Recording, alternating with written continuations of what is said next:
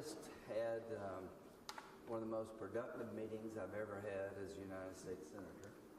I learned a lot today that I am glad I was informed about. Behind me are law enforcement officers, chiefs of police, sheriffs, and others. I asked them how long you've been in. The youngest person was 12 and a half. The oldest was 38 years of service. We assembled today to talk about the 287G program, and we will.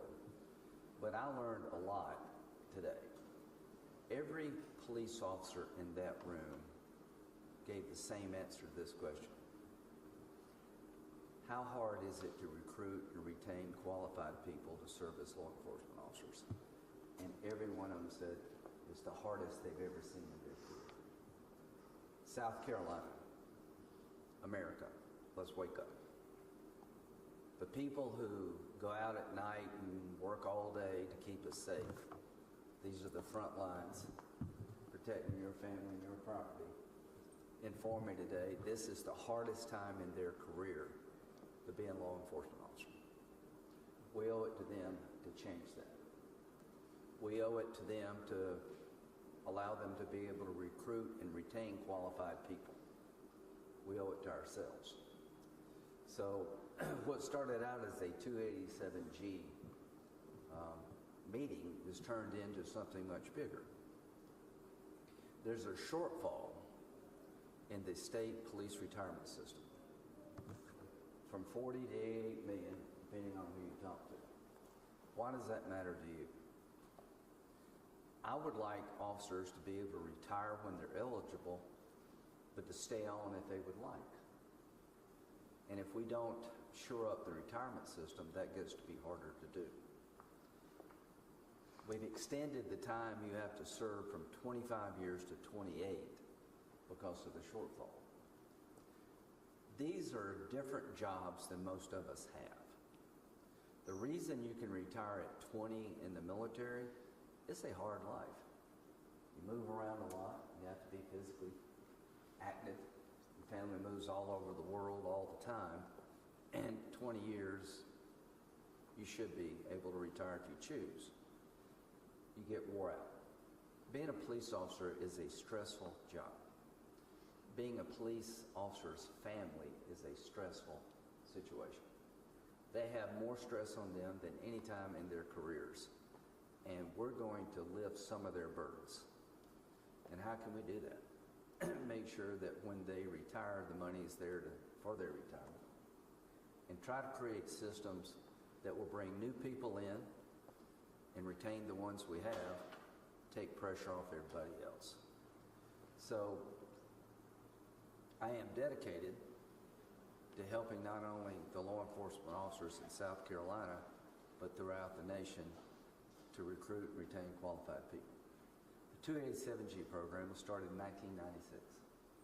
ICE, Enforcement Division of our immigration system, can do contracts with local law enforcement, state law enforcement agencies to enforce immigration law. All these people behind me have signed up for the 287G program. That program allows local law enforcement to help enforce immigration law. What it doesn't allow is for local law enforcement to go out and pick people up based on their immigration status. That's not what this is about. This is about when you lawfully arrest somebody and you find that in the system that exists, those people are here illegally, to hold them and turn them over to federal officials to process the immigration part of it. Everybody behind me has been participating in this program for the last Biden years. When there was a detainer, when they popped positive, for lack of a better word, that this person is illegal, nobody from the federal government really cared. Nobody from the federal government wanted to enforce the law. That has changed. The Trump administration is changing the game, going back to the way it should have been all along.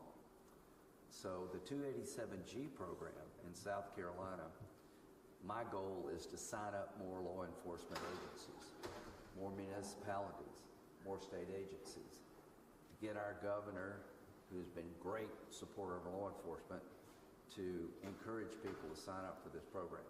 Why? I want the word to get out that if you're legal, South Carolina is the last place you want to go. I want the word to get out that if you're in the drug trafficking or human trafficking business, this is the last place you want to go. So when these law enforcement officials behind me, when they arrest somebody, apart from immigration, and it does come up that this person is illegal, we're going to help ICE enforce federal law. And my goal is to get more law enforcement agencies in our state to participate in the 287G program. Mr. Williams, is he here? Yes, sir. Okay. He came down today. He's basically, what's your title? Assistant Director of Enforcement. Director of Enforcement. He works with Tom Holman, who's a dear friend.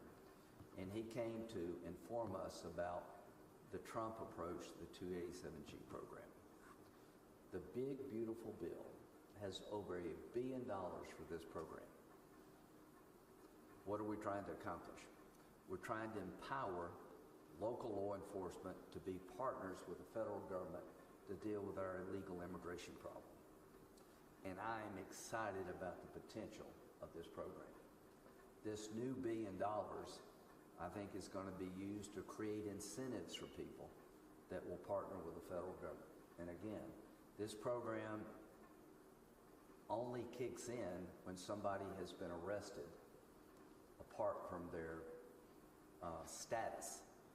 When they've had a run-in with the law and they're lawfully arrested and we find out they're here illegally, that's when this program comes in. So I'm going to go talk to President Trump, talk to Governor McMaster.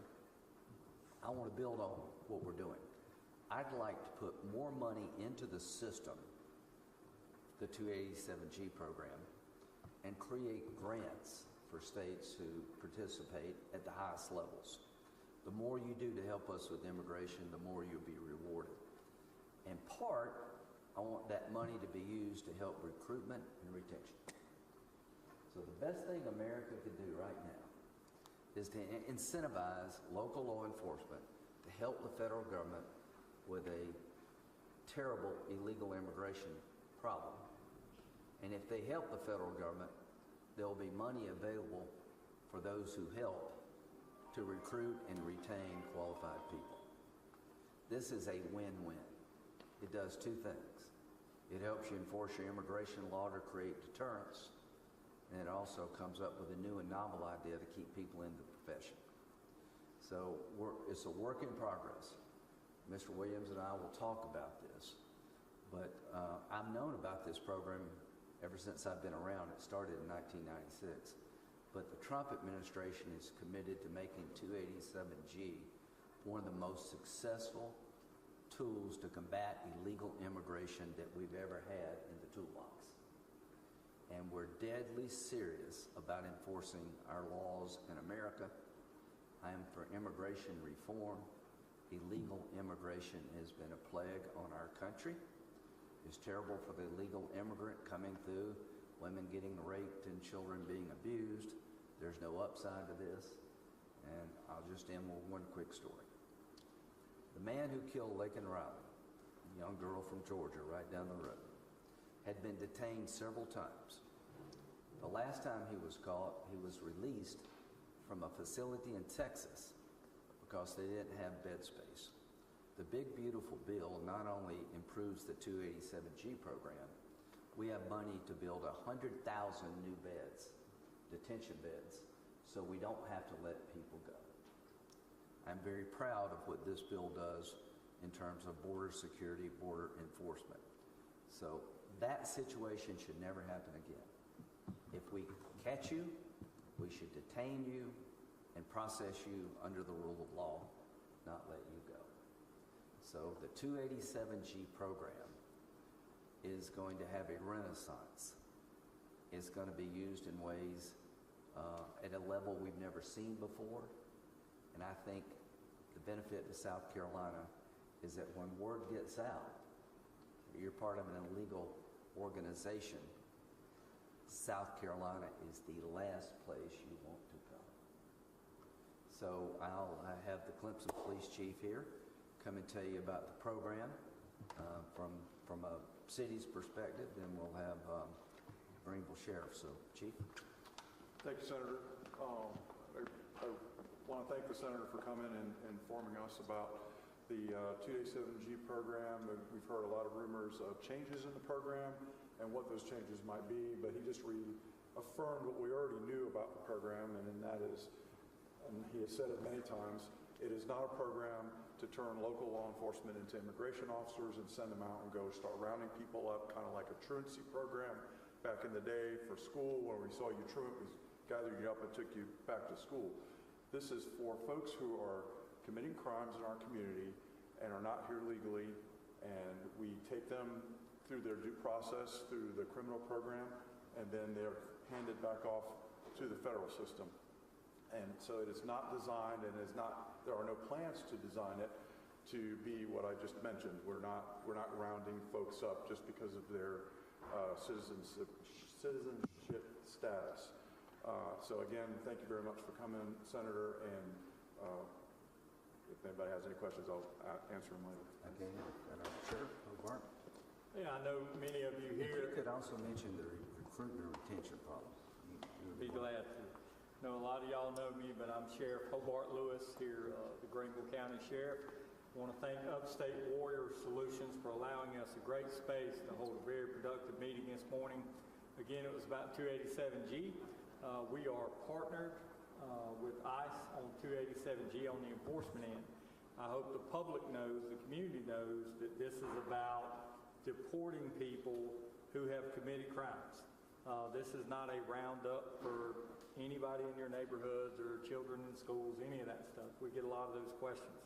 This is for gangs, drugs, guns, human trafficking.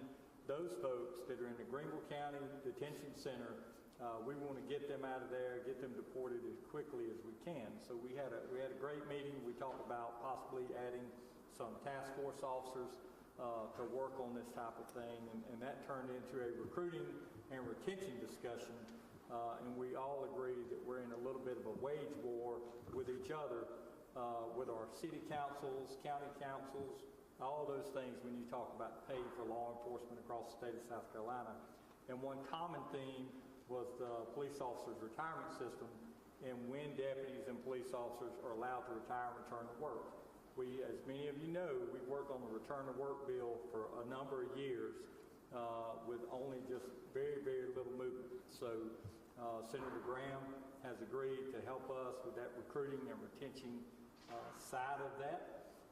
And we certainly hope to be able to speak to Governor McMaster very soon and create a round table and get to the bottom of that. We're all in dire straits when you talk about retaining quality employees, quality law enforcement folks who are highly trained that reach that 25, 26-year mark and obviously want to draw what they have due them, their retirement. And right now to do that, you have to leave law enforcement, be gone for a year, enter some type of private occupation, and then draw your money. Stay gone for 365 days before you can return to law enforcement. Most of them don't do that. And we invest for 25, 26 years. They invest in the community. Agencies invest into them and some significant training. We want to keep those type of experienced folks. And the Senator has agreed to help us do that. So a lot of things were discussed today. I think we're on track to have a lot of solutions. And I know that it is a priority for the folks here in South Carolina, and specifically here in Greenville County, to fund core functions of government, such as law enforcement. And we could not be more appreciative, but we need some legislative help to keep some very qualified folks. So thank you for being here. Thank you for your time. Again, thank you to Upstate Warrior Solutions for giving us such a great space and making way for us today and kind of disrupting what they normally do, which is such a tremendous job for veterans and law enforcement. So thank y'all. Thanks. Yeah, simply put, I want to make sure that South Carolina is the best partner to ICE of any state in the union. That's my goal, is to up our game here in South Carolina, that more cities and more counties, hopefully all, will become partners with the federal government in dealing with the scourge of illegal immigration through the due process of law. That is my goal. And I want to create a federal system that rewards states who do just what I said. If we do this right, we'll create deterrence that we don't have today. If we do it right in South Carolina, word will get out among the gangs. And the human traffickers don't go to South Carolina. That's the worst place you could go to do your business. That is my goal, and other people will follow what we do.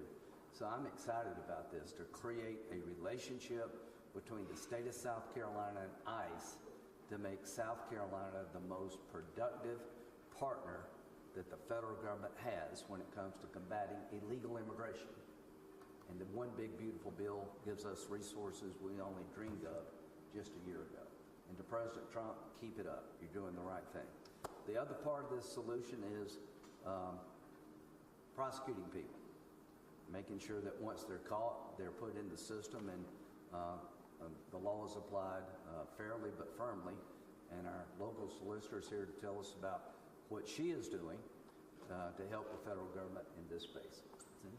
Thank you so much. And first, I do want to say and reiterate how important it is to me and my office to support law enforcement and to partner with law enforcement. They are worthy of whatever support we can give them. And I just want to say thank you to all of you for all you do for us. As you probably know, my job as the solicitor is the prosecution of people who violate state laws, and that's what we do. However, I'm always open to talking and partnering and listening to how we can create partnerships with people in many different ways. And one of the ways that we are doing that in the last couple of weeks, I've made a point to meet with our friends in the United States Attorney's Office who do prosecute these crimes.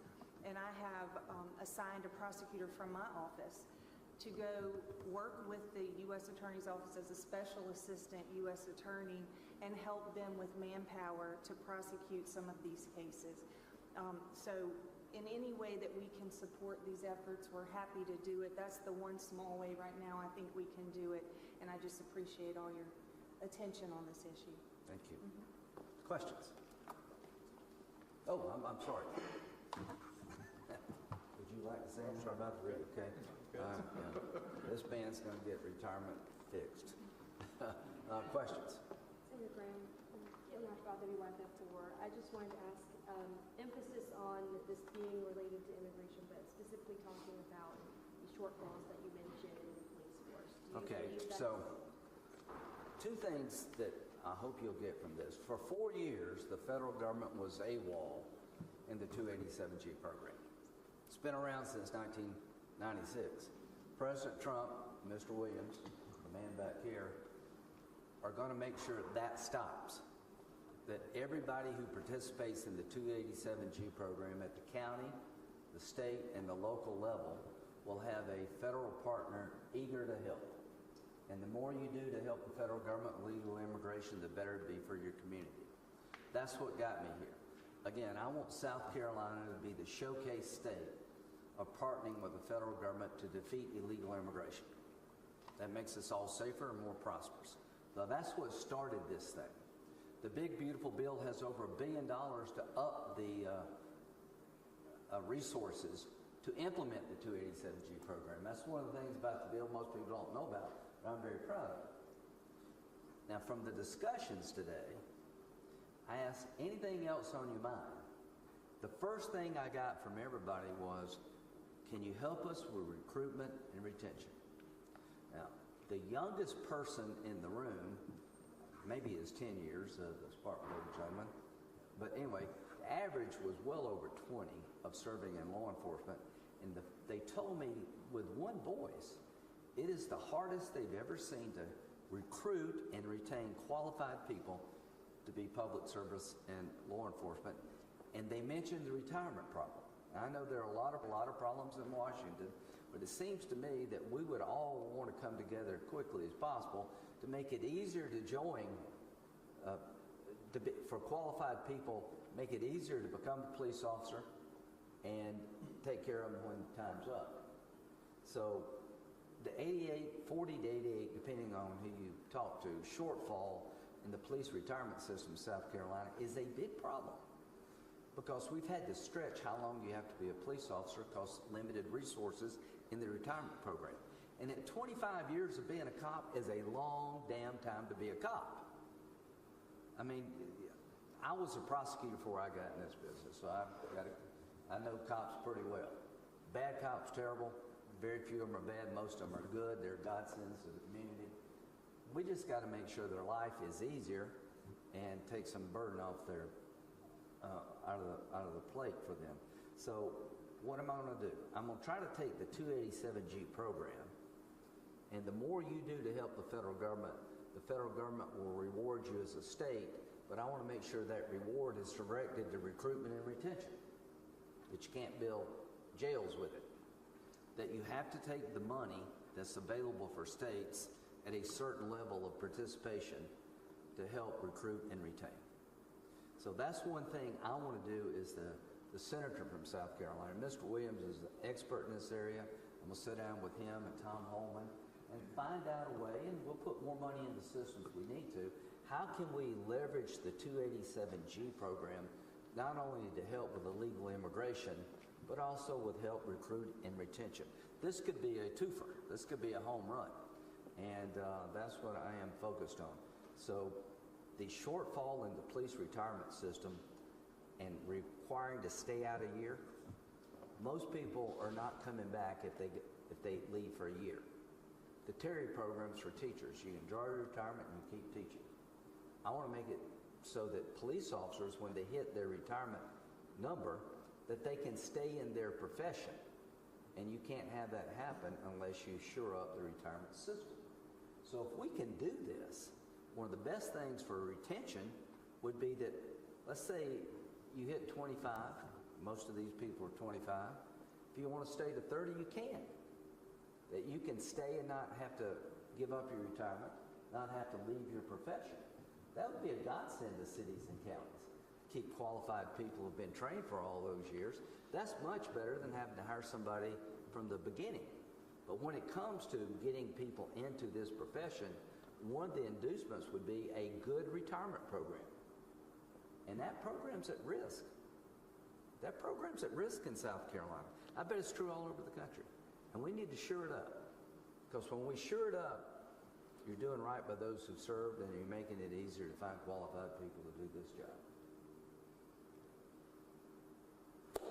Thank y'all.